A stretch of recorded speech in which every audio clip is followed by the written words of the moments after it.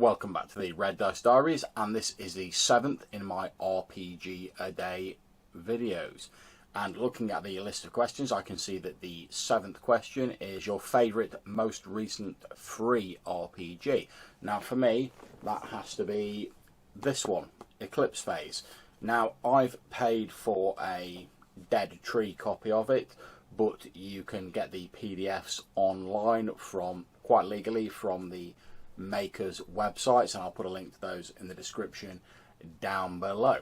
Now, Eclipse Phase is a transhuman sci-fi role-playing game, and by transhuman I mean that humanity is evolved and progressed to such an extent that no longer is the mind, or the ego as it's called within the game, tied into the body that that person was born with. It can be uploaded into a network where it remains as a virtual presence, or an info-G as it's sometimes called within the game, or it can then be downloaded into either a biologically prepared body or a mechanical body.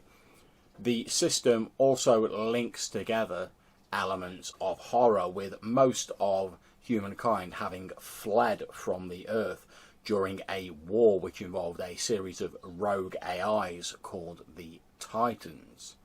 These rogue AIs later disappeared, perhaps using the Pandora hyperspace gates that were discovered in the far reaches of space. No one really knows. However, a number of organisations conspire to keep both the location and the current situation on Earth as a closely guarded secret, enacting a sort of intergalactic quarantine around the area in case any dormant Titan nanotechnology remains there that could threaten the universe at large. However, humanity does survive in its colonies. One of the things I really enjoy about this setting is the whole idea that the player characters can be uploaded and downloaded into these different bodies depending on which missions they undertake for Firewall, which is the somewhat clandestine organisation that the default game assumes player characters will belong to.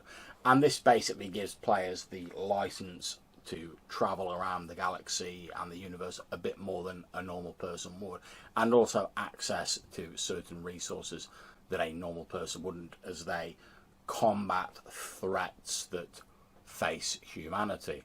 Now, the system is actually based on a D100 percentile system, and it seems fairly straightforward. I have heard a lot of people say that they love the background of Eclipse Phase, but they're not so sold on the system, or they found it particularly difficult to grasp. Now, personally, I don't think the system is very difficult to grasp. Like I say, it's a standard D100 percentile roll under the target number system. However, it's not particularly a system I'm massively fond of. I'm just not personally very keen on percentile systems. That's just a personal thing. I'll certainly play them, but they're not my preferred system. However, I know that there are numerous hacks and conversions that are available either full or in part online, and I really do think the background, both the science fiction element and the horror element of the game, really do mesh together very well.